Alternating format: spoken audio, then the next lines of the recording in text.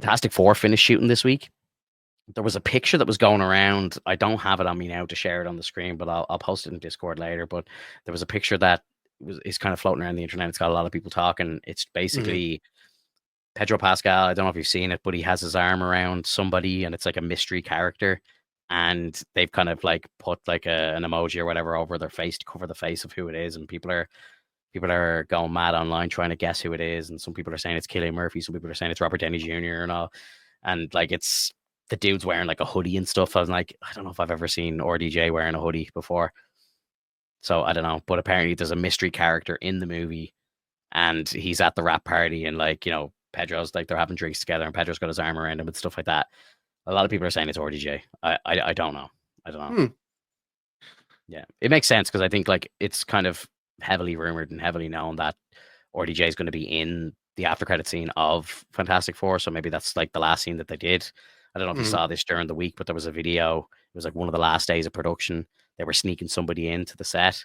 There was a video going around on Twitter. It was all over the place, and it was like somebody walking them in, like it was a bouncer walking them in. They had a coat over them. They were covering who it was. But I think it's going to be like a misdirect, and there's going to be like a Doom from a different universe, and I think it might be like Killian Murphy or something like that that they've got to play like an alternate Doom, and then like Hmm. Doom Prime will be like RDJ or whatever for Doomsday and Secret Wars and stuff. Well, I'm kind of wondering how they're gonna play out Doom. Really, I really hope they don't make it silly. I think Doom deserves to be as much of a serious character as we deserve. Is Mm-hmm. very much Doom is very much a very serious character, and even if people crack jokes at Doom, he's going to take it as if it were serious. And I think that's where the funny part is that this guy takes things way too seriously, especially because of all the things that he's dealt with in the past. He's very cocky. He's very like sure of himself, and he's obviously one of the smartest characters in Marvel history. He's I don't know. I don't remember if it's like always a toss up between him and Reed, but like it always feels like either one of them's got the upper hand, or it's just or Doom is just always 2 steps ahead. He might even be 10 steps ahead. It's so fucking weird. He stood up against Thanos. I think he's gone up against Galactus. He's stolen the cosmic powers before. He's stolen the Infinity Gauntlet. He has his own fucking Council of Doom. Um, because there's the Council of Richards and then there's the Council of Doom. You have like different iterations of Doom that actually have the different Infinity Gauntlets with the rings, or not with the rings, but with the gemstones. And it's just so fucking cool if we get that kind of iteration. And I think that's probably why they're moving into Doom that way, because it fits the same bill that they were probably trying to get with Kang, where Kang was like, they had the same thing. It was council based. It's also time based, reality based, and whatnot. Um, but we'll see how far up its ass it's going to get, because I highly doubt it's gonna stick the landing that well, unless they perfect it with the proper Doom that we need. But I highly I doubt it, because it's just been way too silly. I've got like faith because I was listening to the Russo brothers talking about like why they came back, and they felt that Endgame was their end, and they felt like there wasn't really a story to tell. And then I believe what happened was they were kind of keeping their ear to the ground, like staying in contact with Marvel, and then they heard about the story that they want to do with Doom, and they were like, okay, this is good. This is worth coming back for. This is a story that we want to tell. This is a story that we want to kind of blow minds with, and that to Mhm. me like is a kind of safety net. Like that to me is like, okay, these guys, they know what they want to do. They've got that kind of passion back. They know, okay, this is a reason to come back. This is a story we really want to tell. They've got one of the writers back who wrote all of their great movies like Civil War, Infinity War, Endgame. You know what I mean? Mhm. Stephen McFeely, like he's one of the people, he's writing the gold, and he's coming back to write these movies for them as well. So Mhm. I'm confident. I think it's going to be good. I think we're kind of going to return to the Russo greatness, because like that team all together is that's the dream team.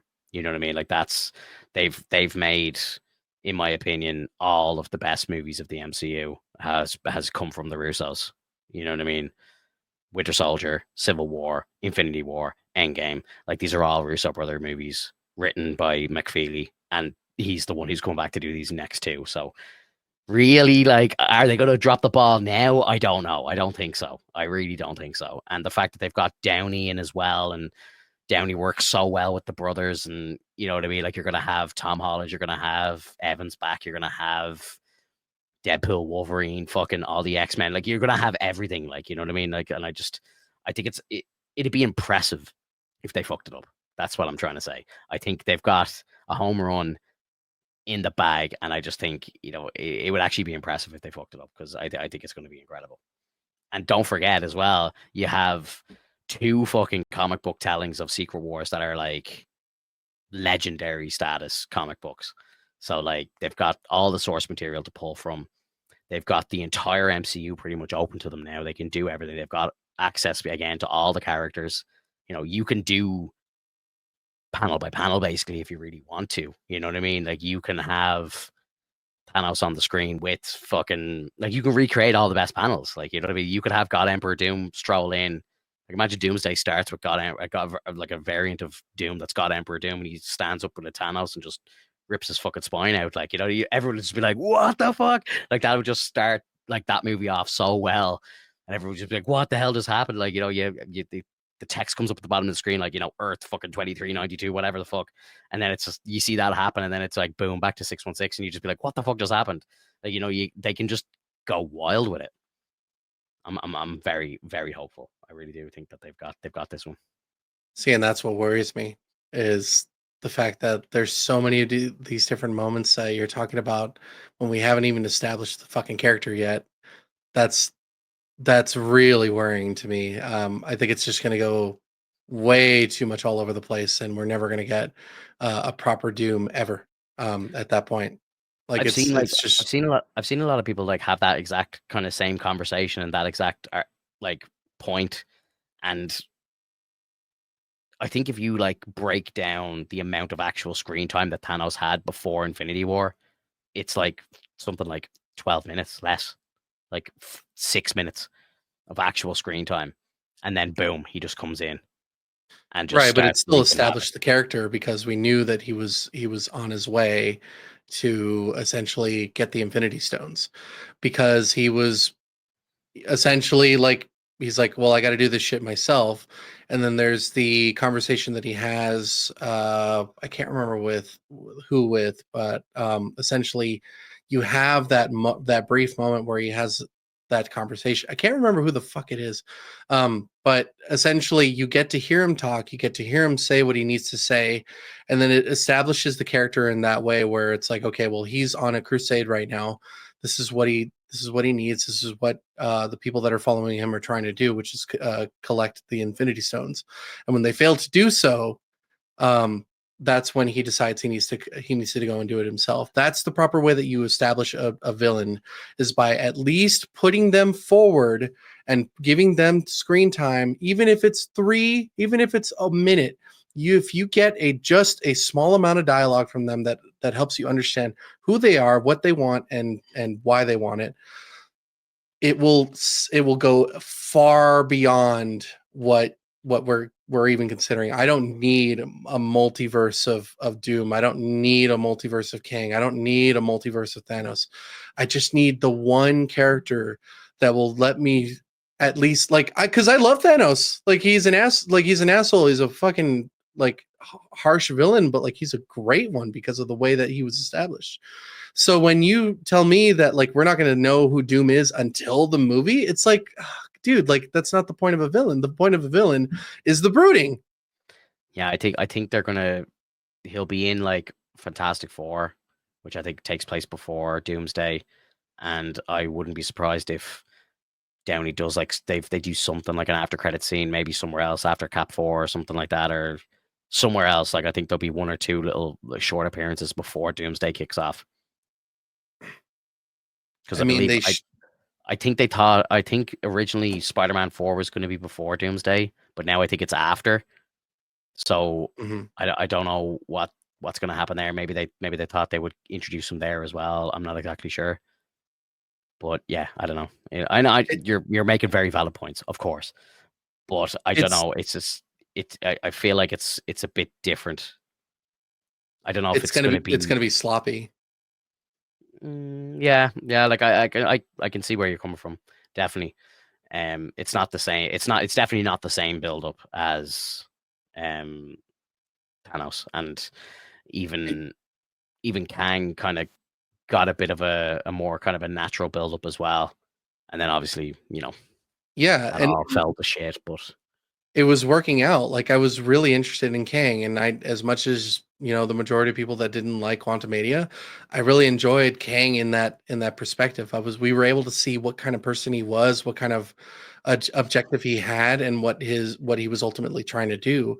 And it had nothing to do with the Infinity Stones. It just had to do with him wanting to get out of a situation that he'd been stuck in for quite some time, and yeah, trying to essentially get his ship back up and running, and them preventing that, and then they get him locked up away. But then it turns out that there's multitudes of them, so eventually he's going to come out. It really sits well in that sense for that character. But when they decided to give the role of Kang to every single character that probably didn't need that role, it started to really fizzle out on my end, for like what I cared about. When they made him He Who Remains, I felt like that was a big punch in the nuts, because that's never the case. That was never the case in the comics. Like He Who Remains was literally just an old man who sat at the end of time, who eventually runs into Mr. Immortal and Thor because of the time twisters. And the time, like, well, Mr. Immortal sits at the end of it because Mr. Immortal can't die. He's mhm, just there at the end of makes time. sense. Well, Yeah, yeah. So like, he's the only one that probably makes it all the way to the end. Thor is the one that makes it to the end because he grows old and whatnot, and that's where the story of the time twister comes around, and that's where they establish the timekeepers, and their that council, which was supposed to be kind of like a twist to the timekeepers, which is kind of like a bit of a pun, because if you think about it, it's they're evil, yeah, as opposed to just the time twister. Maybe they didn't like the concept of the time twisters, but essentially the time twisters were doing the exact same thing that the timekeepers were doing. They just cause chaos. They create anomalies within each uh branch of the Marvel's universe, and they create all these different branches in time, which then causes trouble for the TVA, which then that's how that story kind of unfolds. And so that's where Thor comes in to stop that situation. They could have made a whole fucking movie about that. It's so dumb. Like it really should have been a movie of that. Like it should have been Loki ending up running into He Who Remains at the end of season 1. It actually turns out to be like an old man, or it could have been an old one. I wouldn't give a fuck. It's just someone who's not a person that needs to be that high of status. mm, And then you essentially stop there. You make a movie. You put Thor into it. You put Loki into it. They fucking go as a duo. They go and fuck up the time twisters. They come back home. Shit's still fucked up. Like it's that easy. You do that, you got a golden story. Even if you involve Sylvie, I don't care. Like you just go with that.